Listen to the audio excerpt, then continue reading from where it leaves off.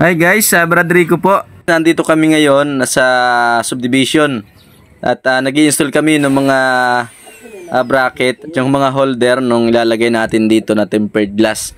Ganito kami mag-install ng mga tempered glass, mga tol, mga bro. Ayan, nilalagyan natin ng pattern. Isa-isa nating nilalagay yung mga holder na stainless. Tapos lalagyan natin ng pattern na aluminum. Imbis na plywood yung ginamit namin, total naman kudrado lang siya, ginamitan lang namin siya ng aluminum sa ilalim para yan makuha natin yung sukat ng tempered glass. Okay guys, yan, sa mga gusto magpagawa ng kagaya nito, PM nyo lang po yung aming Facebook page, Rehano Glass in Aluminum. Yan, isasagutin ko po yung inyong mga message dyan. Okay guys, yan, malapit na kaming matapos at na-install na namin yung ibang mga stainless holder. Yan, tapos pagkatapos nito, order na tayo ng tempered glass. Kailangan kasi natin makuha yung saktong sukat ng tempered glass kasi hindi natin nababawasan yun. Okay, kaya kailangan natin muna ikabit yung stainless holder bago natin orderan ng tempered glass. Ang gamit nga pala namin mga dito mga tol, mga bro, na tempered glass ay 1/2 ang size.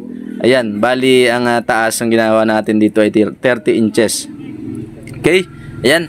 Malapit na tayong matapos at kasama ko yung aking yung isa kong kapatid at saka yung aking isang kasama dito sa shop, yung aking malupit na kasama dito, si Christian. Ayan, ito, nalagyan na namin yung iba, malapit na tayong matapos. Okay, ito na yun. Yan, thank you nga po pala sa lahat ng mga subscriber natin at mga nagme-message sa ating YouTube. Yung mga nakukuha ko mga customer guys, lagi sinasabi nila nakakita nila ako sa YouTube. Kaya maraming salamat po sa support. At yan, minsan lang ho, sobra talagang busy kaya hindi ako nakakapag-upload dito sa ating YouTube channel. Pero dun sa Facebook page, lagi po ako nag-upload ng mga gawa namin doon sa Rehano Glass in Aluminum na Facebook page. Dito sa YouTube, minsan hindi ako nakakapag-upload at sobrang busy talaga.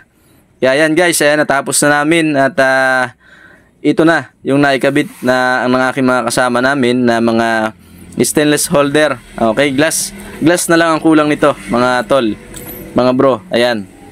Okay, pauwi na kami at nakuha na namin yung sukat. Bali yung nilagay namin dito na aluminum, yun na rin yung sukat nung tempered glass na ilalagay natin dito. Okay, ito na yan, no. Yan po yung ginamit namin, napakaganda niya, napakatibay. Ayan. Talagang kailangan lang ng bigyan natin ng time yung pag-i-install niya. Pero pagkatapos naman, sulit naman, no. Hintayin na lang tayo ng glass. Okay. Yan, salamat po sa support at ito yung aming kakabitan na bahay nga pala. Okay, salamat po. Again, Brad Rico po. Ayan, Rehano Glass in Aluminum.